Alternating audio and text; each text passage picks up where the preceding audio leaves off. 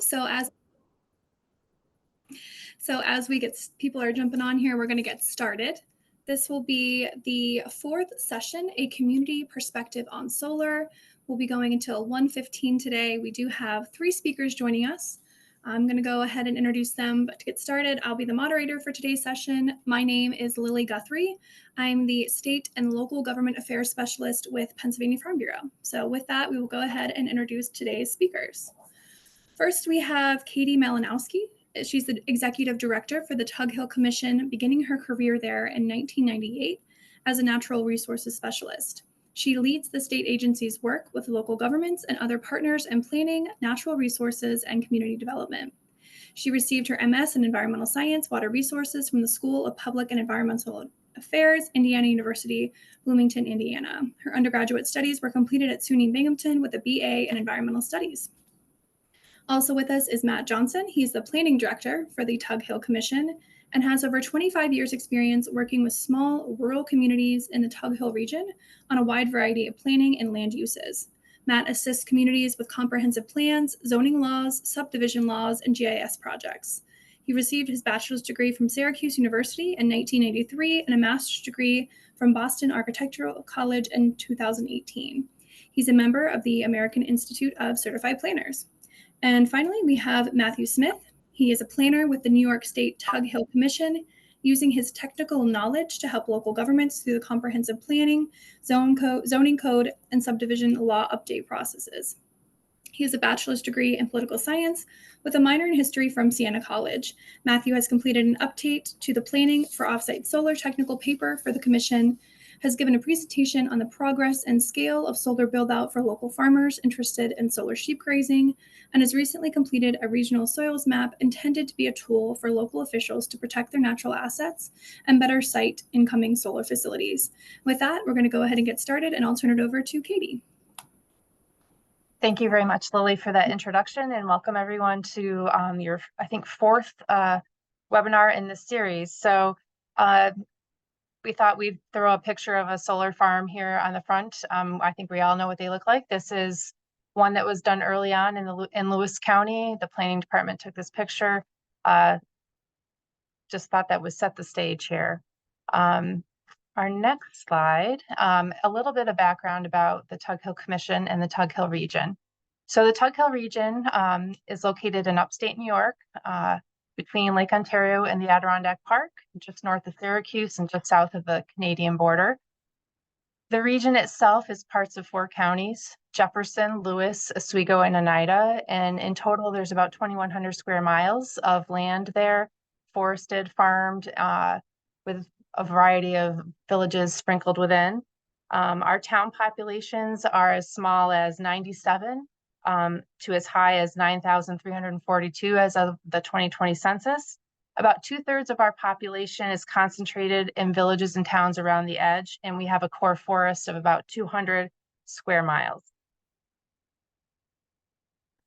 Set the stage, I just wanted to give a quick overview of the policies in New York State that have in large part driven the increase in solar that we've been seeing in the last several years. So the Climate Leadership and Community Protection Act was passed in 2019. You'll often hear it called the CLCPA. And that did a number of things, but the 3 things I have highlighted here is it increased the renewable energy standard to 70% by 2030. So it put a goal to have all the electricity in the state generated by renewables to 70% by 2030.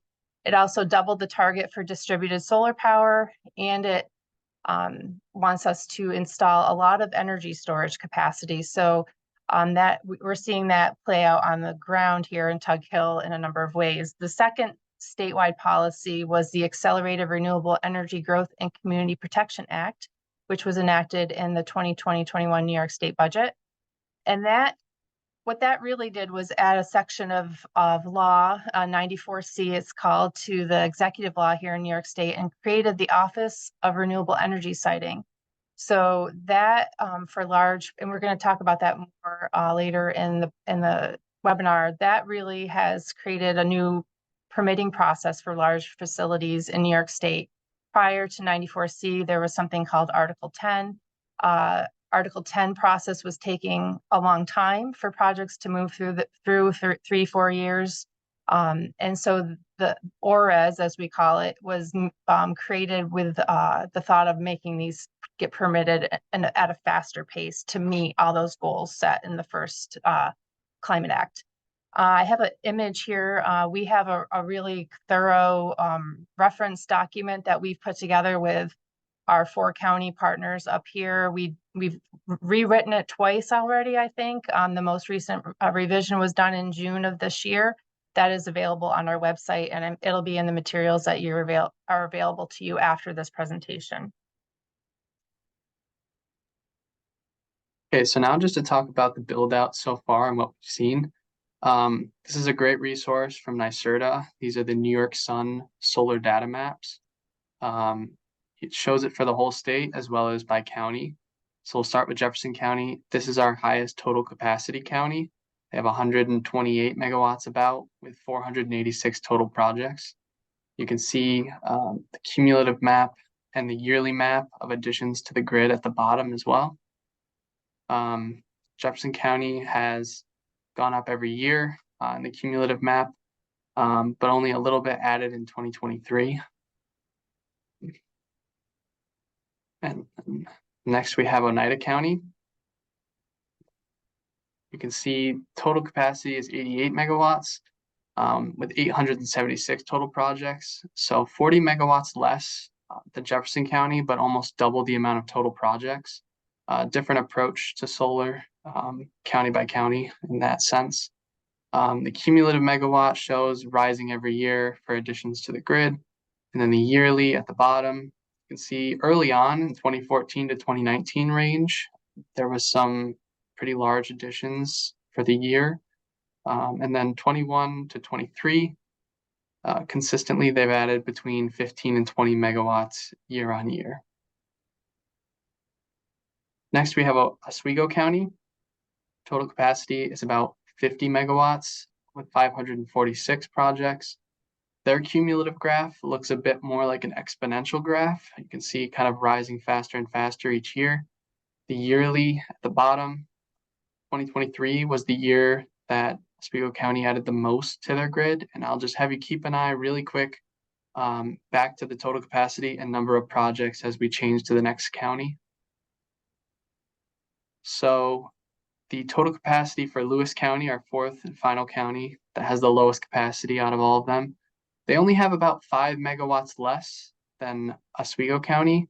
However, they have about 1/5 or 20% of the total number of projects, less than 100 total projects in Lewis County. So their approach is fewer number of projects, but larger at scale.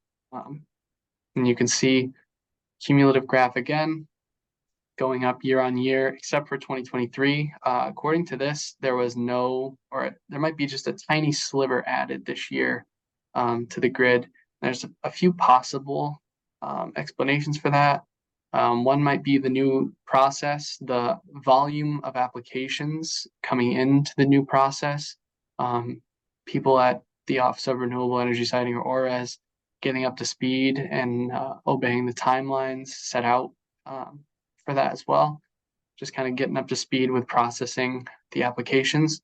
Another possible cost might be, or another possible explanation might be the rising costs for the materials for solar facilities, especially the large scale solar facilities. The cost might be kind of slowing down the build out just a little bit across our 4 counties at least. So I didn't tell you a lot about the commission early on, and I should do that now. We are a non-regulatory state agency. So we were formed 50 years ago to provide technical assistance to the local governments in the region, as well as organizations. We're very grassroots. We have our eyes and ears to the ground all the time. We have circuit riders who attend the town board meetings, the planning board meetings on a monthly basis. So we pride ourselves in kind of knowing what's happening on the ground. And we also take extra steps to make sure we understand where people are at on different topics. This is a chart that shows in 2019 some results from a resident and landowner survey we did for the entire region. We asked questions about a variety of topics. This is the energy development question. And we asked people about solar, wind, biomass, power line construction, and nuclear power development. And you can see back in 2019, there was a lot of positive about solar. 70% of the people were saying to increase it. 22 were happy where it was, and a very small number decreasing it. We haven't done this survey again yet. We do this on a 10-year rotating basis. So we have 2009 data, we have 2019, and in 2029, I'm sure we'll do this again, and it'll be interesting to see if there's been a change in kind of the public perception on any of these types of energy related developments. So here's some of our recent community survey results. So in the town of Vienna, during a comprehensive plan update survey, there was a direct solar question asked. 59% were pro solar and 41% were against it. In Lowville, during part of a comprehensive plan update survey as well, 71% were pro, 16% were not sure, and 13% were against it. And in a recent survey for Camden, there was a no direct solar question asked. However, there was a comment section at the end, and there were multiple comments about solar that tended to be negative. We didn't feel like we could do this presentation without touching a little bit on the renewable energy and property taxes issue, because it is a big point of discussion in our communities. And, you know, there's a couple of sections of law in New York State that are affecting the conversations on the ground. Real property tax law, section 487, exempts qualifying solar projects from, I need to minimize that, from municipal and school taxes for 15 years and allows taxing jurisdictions to require a pilot. However, it allows taxing jurisdictions to opt out, which means that they won't be granting an exemption to the solar or wind energy system, and that makes the project fully taxable. Many of our communities have opted out of that. They want to tax these at the fully taxable level. And so because of that, many of these large projects are approaching our county industrial development agencies for a pilot. Jefferson and Lewis counties, two of our counties, have taken a unique approach to their uniform tax exempt policy by trying to create tax pilot incentives that encourage development of solar on their more marginal farmland rather than the prime farmland. It's been a big discussion in these two counties. They both are highly agricultural and are seeing some of their best farmlands cited for solar. And so they've been trying to take an approach to incentivize developers against that. The other section of law that's been enacted and is a bit controversial right now in New York State is real property tax law, section 575B. That has required now, and this is pretty new in the last, there's been some court cases and now it's settled, this law that requires assessors to use a discounted cash flow approach to valuing solar projects rather than what they would typically use, an income or a sales approach. This has generally created lower values on these projects. And with a pilot often already being in place and the pilot is based on the assessed value of the project, that is causing some concern on the impact to our local municipalities. They've budgeted knowing what the pilot said and they knew what the assessment was, so they knew what their annual income from the pilot would be. Now with the assessments being reduced, then the pilot payments are reduced and they need to kind of reassess what they're doing budget-wise.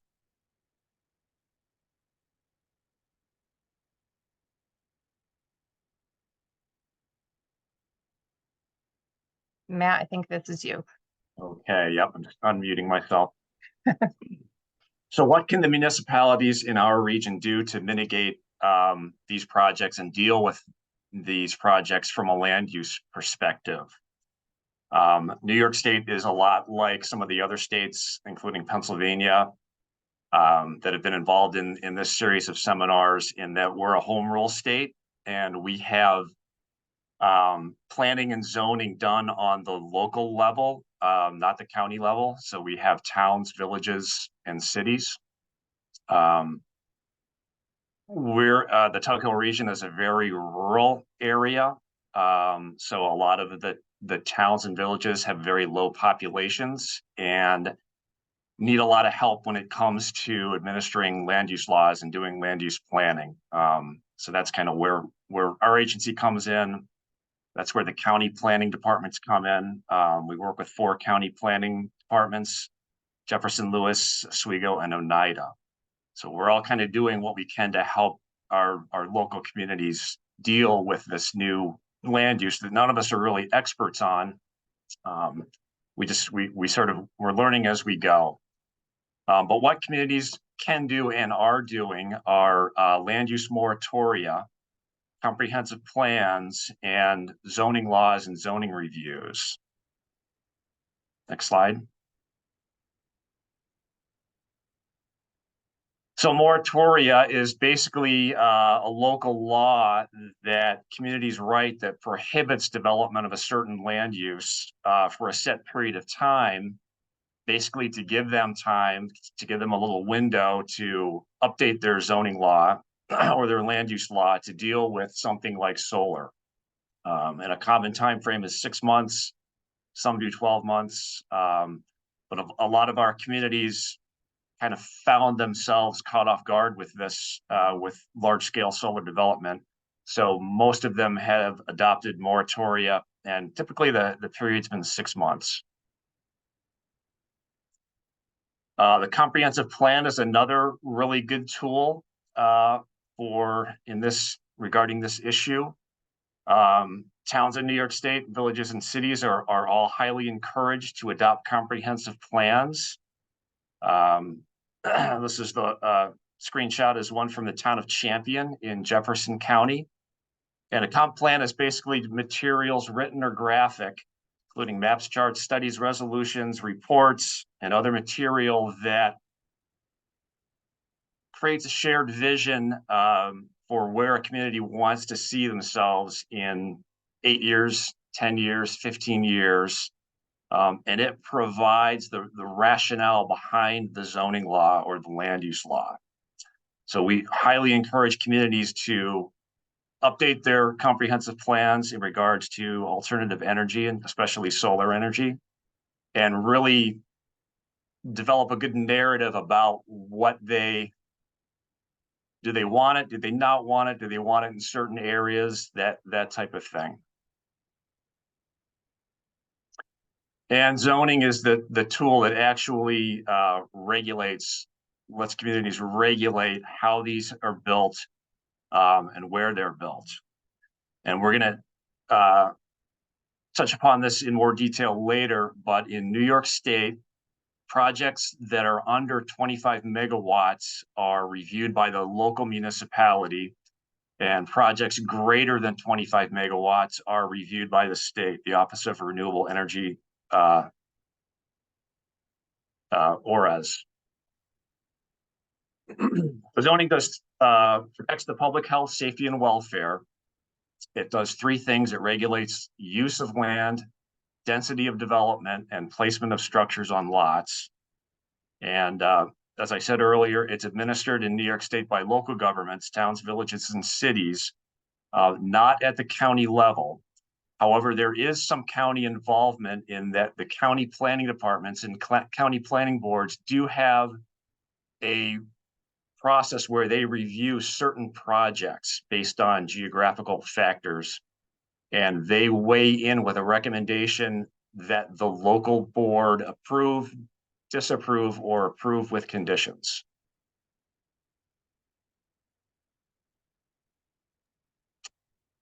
So this is a map on the right-hand side that shows our region where we operate, shows all of our towns.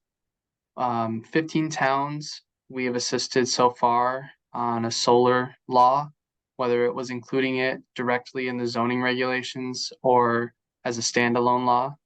We're working with several other communities right now on solar laws, and the gray on the side just shows either that community does not have a solar law or They do have a solar law, but worked with some other party than us in doing that. So you can see really the scope of the region and how many solar laws have been put in place and are currently being worked on.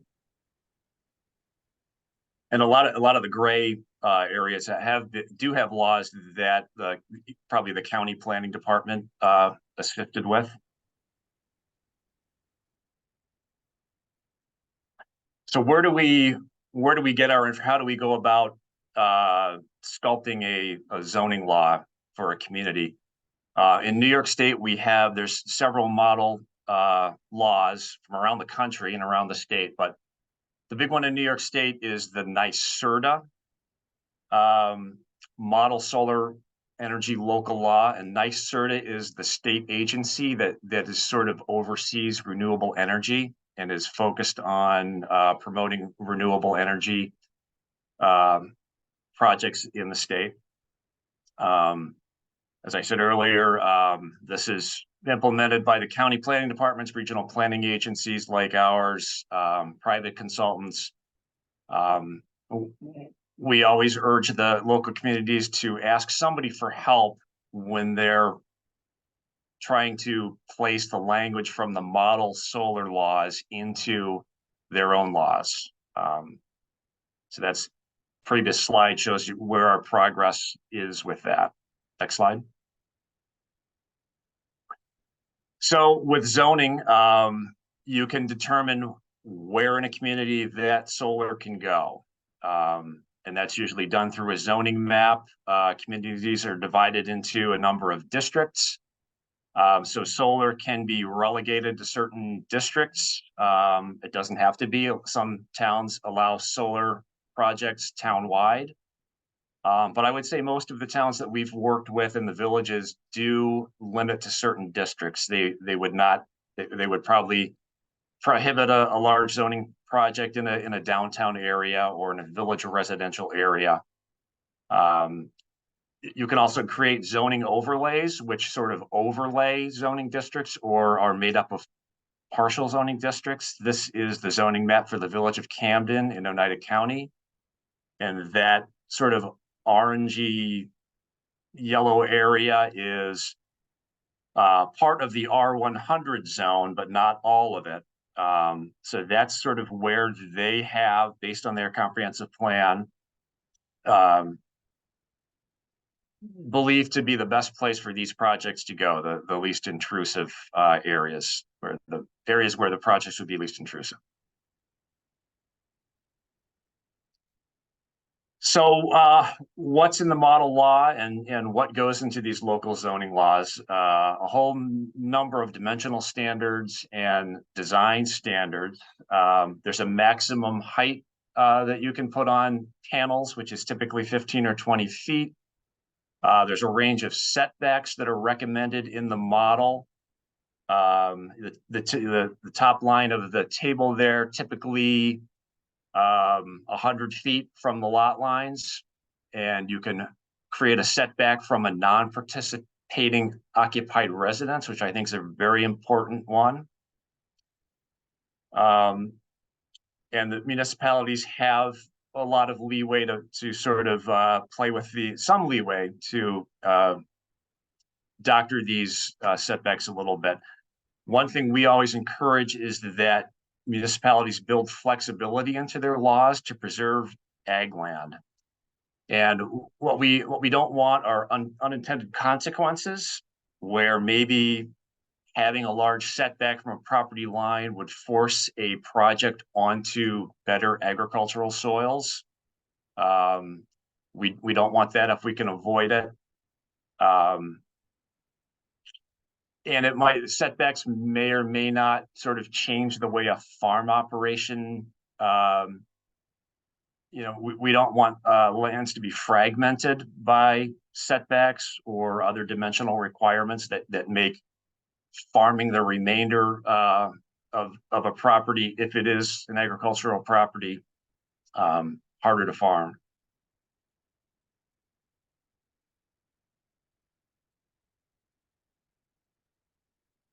A number of site design standards are included in the model law, undergrounding of utility lines, making access roads and vehicular paths from impervious materials to the extent possible, having anti-reflective coatings on panels. There are lighting requirements to keep the lighting on the site, requirements about removing existing trees. And the standard that's used is trees larger than 6 inches in diameter. Fencing is required with a locking gate. And there are a number of screening standards that can be applied. The one in yellow at the bottom of the screen is from the model law. And we find that that's a very, very important thing to include for a town, especially when you're dealing with neighboring residential landowners that sometimes aren't very happy that these are being cited in their vicinity. And protections for agricultural resources are always included. And there are a number of those that are in the model law.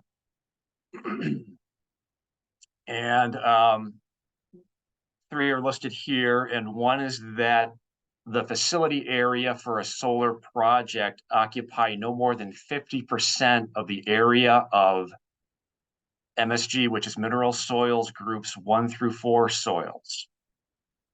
So we want the facilities to be sited so that they're not completely covering what are considered the best agricultural and farming soils. But there are sometimes built-in sort of waivers from that where you can exceed 50% if the land is still going to be used as a farm. So we're talking about agrivoltaics, which were discussed in a lot of detail in the prior episodes of this series, the prior webinars.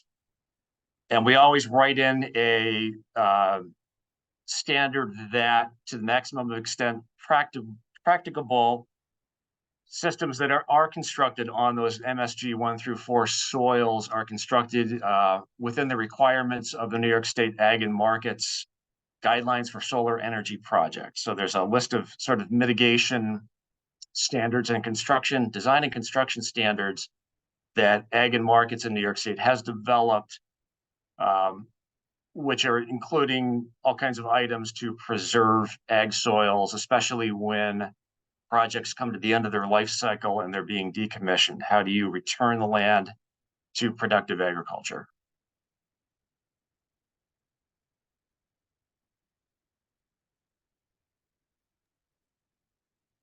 Okay, so this is a really useful tool. This is a statewide soils map. You can find it if you were to just Google New York State Department of Ag and Markets soils groups. You might have to scroll down a little bit, but you can find it easily. This is a statewide map, shows the prime soils or MSG soils groups 1 through 4. Very useful tool. You can click on each little kind of soil patch and it will tell you what, whether it's 1 through 4.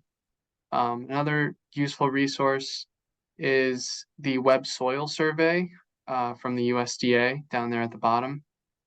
It allows you to download the statewide soils Excel spreadsheet.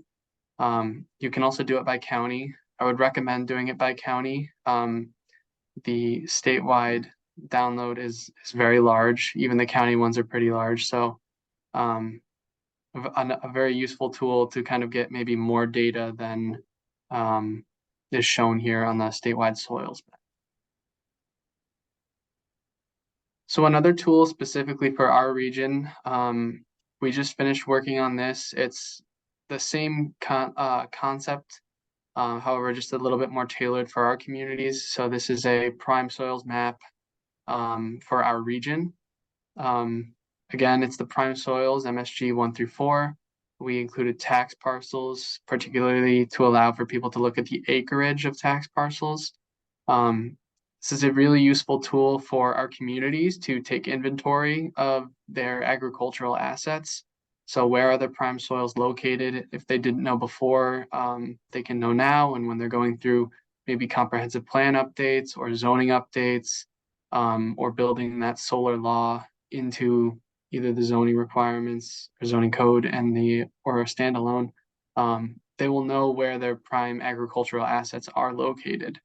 On the flip side, from the developer side, it can also be a useful tool, coming at it from the other direction, to know kind of where the prime soils are located and to site a project possibly away from those to avoid any friction with the town or the community in general. So a really useful tool. You can find this on our website there at the top, tughill.giscloud.com. Then a third really useful tool is the Scenic Hudson Solar Mapping Tool. They have a ton of layers in there. It's a statewide tool. Some of the layers in there are solar opportunity, agriculture, wetland and floodplain, biodiversity, protected areas, and solar feasibility. So they have a lot of layers, a lot of data in there, and that's a really good tool to kind of scroll through the state and find out where the best places for solar are. So getting back to some other requirements that towns have, many will require a visual assessment for large projects. So show us what this project's going to look like on the ground when we're on a neighboring parcel or driving by on a road. They all require decommissioning plans. So that's what's going to happen at the end of the life cycle. If the project isn't going to continue, how is it going to be removed and dealt with? And they all require some type of financial security, a bond, an escrow account, something where the community can recover funds to decommission a project if the project's no longer viable and nobody knows how to get the developer to pay or the owner to pay. And the model language is that the amount of the bond or security shall be 115, which is in brackets there. So that's up for, I guess, a little bit of tweaking, but 115% of the cost of the removal, with a stipulation that that amount be revisited every 5 years and updated to account for inflation. So the actual review for the projects in New York State under 25 megawatts is typically done by planning boards, special use permit review. And the way that works is all set up in the New York State planning statutes. But basically the powers given to the planning board to look at a site plan and consider all the aspects of a typical use, how it's being designed, and whether or not it fits into the neighborhood and whether or not it adversely affects the neighborhood in which it's proposed. So this is how most of our small community scale solar projects are reviewed. And as I mentioned before, a lot of our planning boards in this part of the state there's a lot of turnover, people are new. A lot of our towns have trouble getting people to serve on planning boards. So it's kind of a constant struggle for planning boards to be trained and up to speed, and especially to be able to handle projects of this magnitude, which many are not used to doing. So hopefully that's where we come in a little bit and the county planning departments come in, offering anything we can do to help. And part of the process is a public hearing. So that's very, very important. Public hearings required. And we certainly recommend one, if not more, public hearings or public meetings when these projects are being reviewed.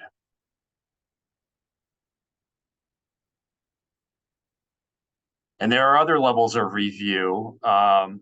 County planning boards have some review, and the New York State Department of Ag and Markets has some review and consultation duties in this structure. So in New York State, as I mentioned, we don't have county zoning, but we do have something called 239M review. And that's section 239M of the General Municipal Law of New York State. And that basically sets up counties, county planning boards with the authority to review certain projects within geographical triggers. And those are listed on the slide here. So if a project is within 500 feet of a municipal boundary, a state or county park, the right of way of a state or county road, which is a big trigger. A lot of these projects are going to be along state or county roads. 500 feet of a county-owned stream or drainage channel, 500 feet of a county land in which a public building is located, another big one here at the end, 500 feet of a boundary of a farm operation that is located in the state agricultural district. So since a lot of these are being proposed on ag lands, present and former, that last bullet's going to trigger a lot of county reviews.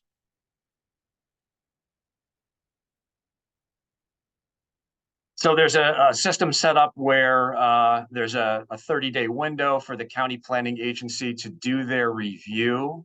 And they're typically going to approve, disapprove, recommend approval, disapproval, or approval with modifications. And we do have instances in this region where county planning departments have recommended disapproval of large-scale solar. So the county makes their recommendation, that goes back to the local municipality. So the local planning board can override, they can agree with the county's recommendation, or they can override the county's recommendation if they have a majority plus one vote or a supermajority vote. And we've seen county planning boards recommend disapproval, and then a local planning board override and approve solar projects. The New York State Department of Agricultural and Markets also weighs in on projects if they receive subsidies from the state and they're located in an agricultural district. So those projects will, Ag and Markets will make a set of recommendations on projects that fall into those categories.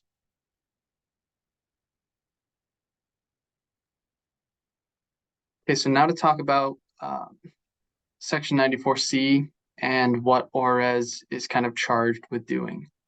So as Katie said in the beginning, ORES was created through the Accelerated Renewable Energy Growth and Community Protection Act. They are now the overseers of the new 94C review process. Any projects that are 25 megawatts or larger are required to go through this new process. And ORES is the permitting agency for large-scale renewable energy now. Any projects that are 20 to 25 or 24.9 megawatts can opt into the process. Otherwise, the alternative is to just go through the local review process of the municipality that the facility is proposed in. Just a bit of legal language at the bottom. ORES has a very important tool in New York State. So I'll just read this and kind of translate it quickly. So the office may elect to not apply local substantive requirements, meaning ORES can override local zoning regulations. If it finds that, as applied, such requirements are unreasonably burdensome in view of the CLCPA targets and environmental benefits of the facility. So as Katie mentioned at the beginning, the CLCPA laid out targets for the state in terms of energy. If the local requirements are deemed unreasonably burdensome by ORES, they do have the power to waive those requirements. However, they do have to justify why they waived those requirements. And the statement of justification shall show with facts and analysis the degree of burden caused by the requirement and why the burden should not be borne by the applicant. So they do have to show why they waived it and the degree of the burden caused by those local regulations. At the very end as well, if they do choose to waive the local regulations, they have to do so to the minimum amount necessary, and any adverse impacts of granting the request shall be mitigated to the maximum extent practicable. So even when waiving local requirements, they still have to do so as little as possible. So just thought it was important to kind of include that in. That is arguably the most important tool that ORES has for citing these large renewable energy projects. So the question that we think of is, okay, so what zoning requirements are being waived for these projects by ORES? You can go onto the ORES website. I don't have a link on this slide, but it's pretty easy to find. And they have records of all of the projects that have been permitted and are in the pipeline for permitting. And you can access all of the documents that have been submitted by developers and back and forth correspondence with ORES. And you can pull all of the, you can download all of the granted permits. So from those, we can kind of get a sense of what developers have asked to be waived, and what ORES granted or didn't grant for waivers. So basically thinking back to all of the standards, the dimensional standards and the design requirements that I listed a few slides ago, what's, what can stick and what might not fly. So this is a list of things here that we found. This is not an exhaustive list, but some of the elements that have been in zoning laws that have been waived. One would be decommissioning, a requirement that decommissioning bonds have an annual inflation escalator built in.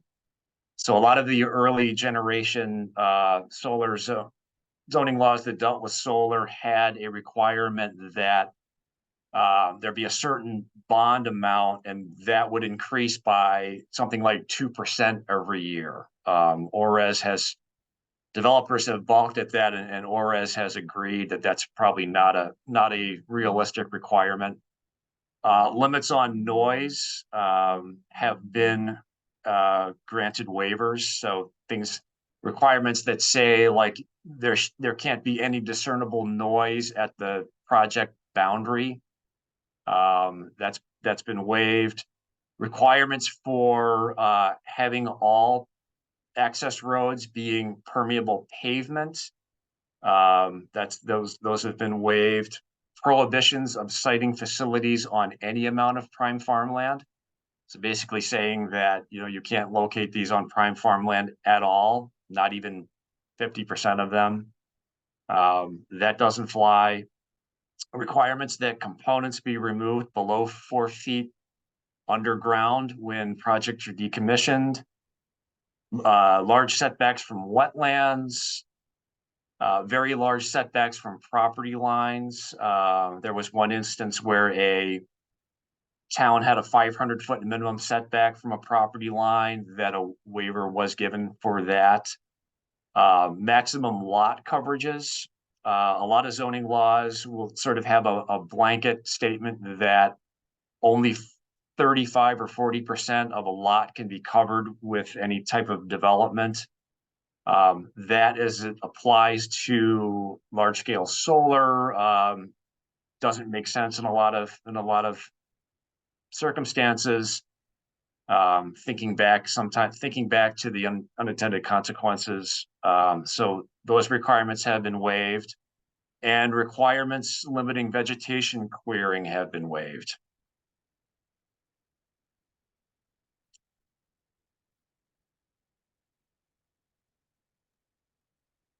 Okay, so this is just a simple flow chart kind of showing what the typical interactions might look like for the local review process.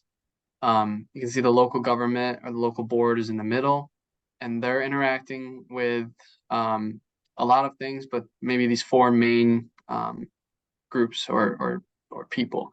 So the developer, the landowner, any neighboring property owners, and other levels of government are all going to be interacting with the local government at some level.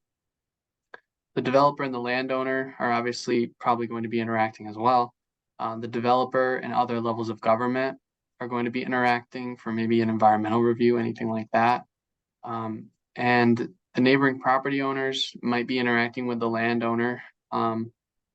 So kind of just a visualize version of what local review might look like. And on the right-hand side, you'll see communication is key. It really is making sure everybody is up to date and is on the same page. Even if it takes a while to get there, it's very important for these applications for large scale solar, making sure that everybody knows what's going on. So the best solution can kind of be brought to the forefront. Really quickly, something I forgot to mention, going back 2 slides to the what's been waived by ORES. One thing that we've noticed, or something that's typical in some of those permits, is something that doesn't get waived seem to be standards for screening. So there a lot of these projects have asked for waivers on screening requirements, and ORES seems to be pretty consistent in upholding not granting waivers to municipalities' screening requirements. So getting down to our last few slides here. So what do we hear when we're out at a town board meeting or a town planning board meeting or a village planning board meeting? When we're working on a comprehensive plan with the community, what are the local government's concerns? Things that we hear routinely. We hear questions about what is our town's fair share of having these solar projects. We have one town that has 5 community scale solar projects either built or being built. And they're kind of feeling like, what's how much is enough for these? There's lots of questions that local governments have about what do we want to preserve as far as agricultural lands and agricultural soils. Should we be concerned about prime farmland, MSG soils 1 through 4, or just active farmland? What if it's not the greatest soils, but it's a farm that's been in production for decades? Do we still want to preserve that, or have some standards that regulate that? Those are all kinds of, I think, unknowns that we're feeling our way through. Towns and villages have lots of questions about decommissioning, like what's really going to happen in 25 years when these projects are decommissioned. How do bonds work? How do the securities work, financial sureties work? Also, lots of questions about the rapid turnover of ownership of the projects. So we see projects that have one owner for the permitting process, then a new owner comes into play for the design process, then a new owner comes into play for the operation process of the solar installation, the solar project. Questions about whether or not to subtract salvage value of the equipment in the decommissioning costs. I believe the New York State model law recommends that the salvage value be subtracted from the amount of the financial surety. We've had town attorneys that recommend against doing that. So that's another quick point here. And I know one of the prior webinars presenter talked about this, and that every community is different. Every community is going to take the model law and tweak it. We work within 4 different counties, so the county planning departments all kind of put their spin on the local laws because they review them. Every municipality has an attorney that looks over the law and puts their tweaks on it. So every one of the laws that we work with is slightly different. And the subtracting the salvage value, that's something that people, town attorneys seem to disagree on. Lots of concerns about emergency vehicle access and access road and emergencies in general, which our last slide is going to point to that in a big way. You get questions about the toxicity of equipment, toxicity of runoff. And a concern we're hearing lately is about clearing of wooded properties in anticipation of solar projects. So we're hearing about properties that are being clear cut, forested properties that are being clear cut outside of any development application, but with the plan that a couple of years down the road, a solar developer will come develop that land, and the community doesn't have much to say about the clear cutting. And if I can chime in here, another thing we've just heard is county ag district reviews. We've heard that during the review process, the 8-year review process of whether properties are staying in ag districts or are going out, they're seeing a lot of properties request to be removed from the ag district in anticipation, we believe, of solar projects.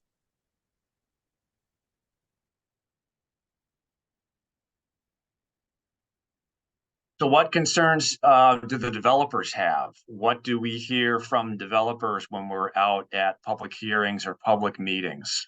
So think back to our little bubble chart there where, this is compromises between the local government, the landowners, the developers. What do the developers say? What do they not like about some of the model zoning language?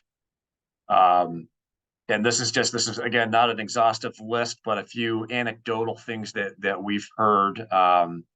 Excessive setbacks being required from lot lines that with neighboring lots that don't have residences. And here again, this is where we really recommend that communities build flexibility into their laws, where maybe they can relax a setback if that is the case. Screening requirements from the sides of projects that don't have adjacent residences. This can be a good idea, or that relaxing those can be a good idea. But then you also have to think about, well, what if the neighboring property doesn't have residences on it now, but somebody is planning, somebody has their plan to build a residence, or how are property values affected for somebody who did have plans to develop residential uses on an adjacent property? All things to be weighed. Some of the prime agricultural land coverage minimums. There again, the unintended consequences thing, where maybe it's not a great idea to limit conversion of those good soils if that is going to mean that a project is going to somehow fragment an farm operation, make it harder for the land to be farmed. Tree cutting restrictions, we've heard sort of arguments against that from developers. Requirements to build berms. We've heard that developers don't always, if that's a requirement, developers don't like that because that changes sort of the drainage characteristics of a site.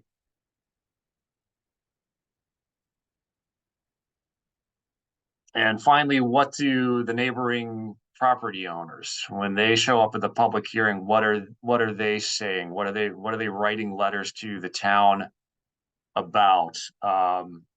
And it's any number of things. Again, not an exhaustive list here, but basically, it mostly comes down to aesthetics. They want something nicer than a chain link fence. They want screening that is matures quickly. They don't want screening that's going to be doing its job in 20 years. They want screening, next year that's going to block their view of this. They want screening sometimes completed before construction of the project, or in some cases, we've heard anecdotal stories about projects where the screening promised by the applicant hasn't been what was promised or not completed at all. I think that's probably a rare case, but we have heard of that happening. And they want larger setbacks in a lot of cases, and especially that setback between the neighboring residence and the facility. So we hope to build on all of those last 3 slides or 4 slides, you know, and let that inform our work in what we recommend that communities build into zoning laws. Okay, and building off that, so this is an example of a well-sited project. You'll notice the tree line surrounding it on all 4 sides. If you look at where the trees are on the road, you can see some old growth. So that was existing growth that was left there by the developer. And behind that, you'll see kind of this little dotted line almost. That's new growth. So that is new plantings that is planted behind the existing growth and offset from it as well. So over time, that'll grow up and that will kind of shield public view of the facility really at all. The other important thing to note about this is if you look around it, it's surrounded by farmland.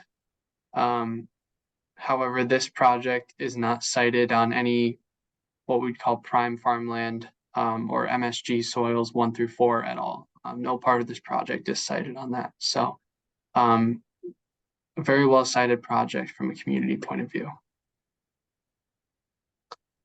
Another example, you can see the project obviously on the right-hand side here. It's set back off the road quite a ways, so kind of shielded from public view. The other thing about this is that there is an industrial mining operation going on across the street. This is located in an industrial zone, so not a lot of residents would be here, and it's a good example of the co-location of these larger scale or even kind of some of the bigger community scale solar facilities being co-located with industrial operations. So another example of a well-sited project. So this is our last slide before we'll take some questions. This is something that just has happened here in the last couple of months.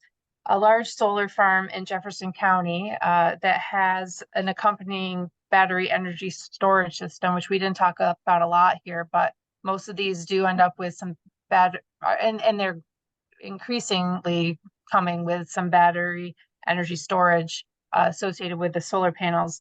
This solar farm experienced a large fire at their battery storage system on July 27th of 2023. The lithium-ion batteries were storing energy from the solar farm, which is common. While this was burning for a short period of time, nearby residences were required to shelter in place while air quality was monitored. The fire burned for about 6 days. The state is currently investigating the fire. There have been some concerns raised about potential firefighter exposure to chemicals, potential groundwater issues related to the amount of water that was used to try to put the fire out. Right now, there's some state level talk about a bill, and it actually has been introduced to require solar farms to have a safety data sheet available for first responders. Firefighters showed up and weren't really sure what they were dealing with, so they didn't know what the best thing was to do to try to put this fire out. The governor has also created an interagency fire safety working group as well. Municipal attorneys locally are now recommending that municipalities put in place a moratorium until more information is available about how to deal with this kind of thing. So as we said at the beginning, it's an evolving issue. The technology, the things that are happening are all evolving. We're trying to learn as we go. But didn't mean to be so inflammatory on our last page, but our last slide, but that is late breaking and we're watching it very carefully. So with that, I think we are prepared to take some questions. We got a little time, Lily? Yeah, we have about 15 more minutes, so we are free to take some questions. Let me take a look here.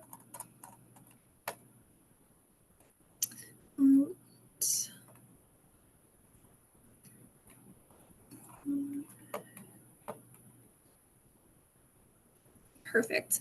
So we have a question here from Sonia, and she says, what studies or information is available regarding potential toxicity in solar materials that could contaminate soil or groundwater? That's a good question. I'm not Mhm. sure we know of any more recent studies. Matt, anything you can think of? Yeah, I do not know of any. That's a good question. Perfect. All right, move on here. Tom asks, can you briefly speak to what the New York State Ag and Markets might weigh in on during their reviews if they do one for a solar project?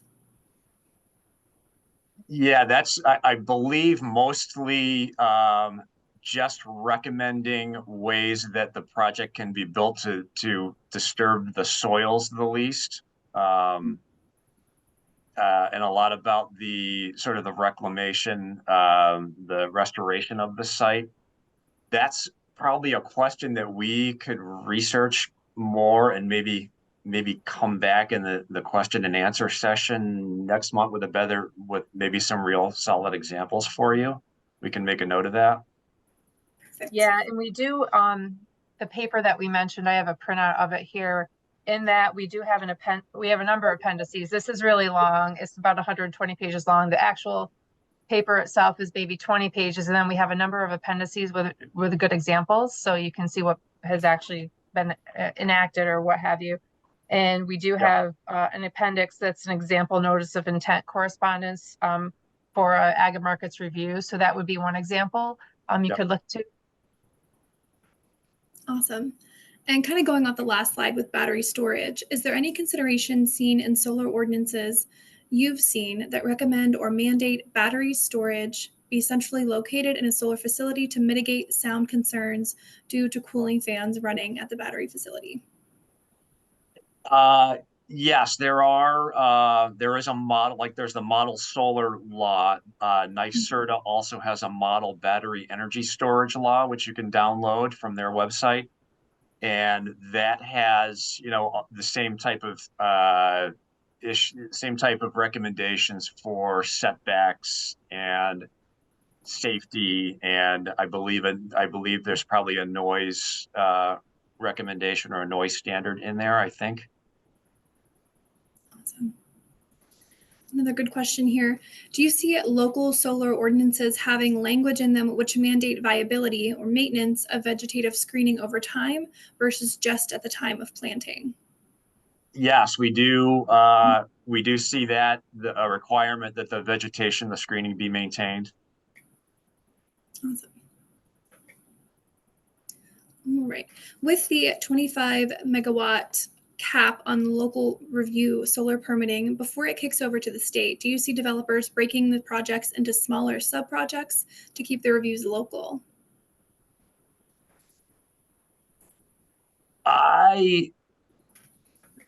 Yeah, I don't think I've seen that. I don't know if I can give a great answer. I think most of yeah, that's a good question. It seems that the thing about the ORES reviews is that kind of streamlines things for a developer. There's the year deadline. You're not dealing with the local governments who, as I mentioned, may or may not be up to speed on the permitting process. So I don't think there is a lot of that. Thanks. All right. Are local municipalities also using the tools that you guys provide, the soil mapping tool, for other types of non-solar development? Well, we just finished that actually in the last week or so. So I think it would be a good tool for other types of development. We'll have to monitor that, but we've got to do a better job of getting the word out that that tool exists. But and we may find that we want to add additional layers. Maybe we want to add wetlands or other things that people would be weighing during a development process as well. Great. Thank you. who does the decommissioning bond reviews every 5 years? Is that the energy company or an independent consultant? And who pays for the cost to do the reviews? Another good question. We don't know of any of those that have been done yet. So that's the thing with a lot of these solar laws is that, nothing's been decommissioned yet. I don't know of any decommissioning bonds that have been in place or laws that have been in place for 5 years yet. Some laws write in that an independent engineer would be hired to do that, to make that determination. That's probably the language that we see the most. And the developer would probably pay for that. Great. And do you guys have a sense of what planning entities are charging for reviewing the siting plans and issuing permits? Yes, I can't say off the top of my head, but we do have a sort of a sense from surveys we've done of fees that different communities charge. I don't know if there might be a way to get that to the group. Maybe we could post that or get you that information.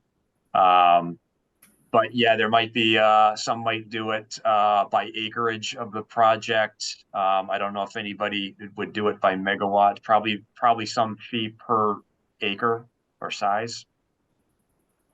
Awesome. All right, I think that just about covers all the questions here. I just want to remind everybody, we do have one final session in the series on Wednesday, November 22nd. Again, from noon to 1:15, we'll be bringing back most of our previous presenters to answer questions. That'll be strictly Q&A, so please join us for that. Any final comments from our presenters? Thank you for having us. I hope everyone found it useful. Awesome. Thank you. Thank you, everybody.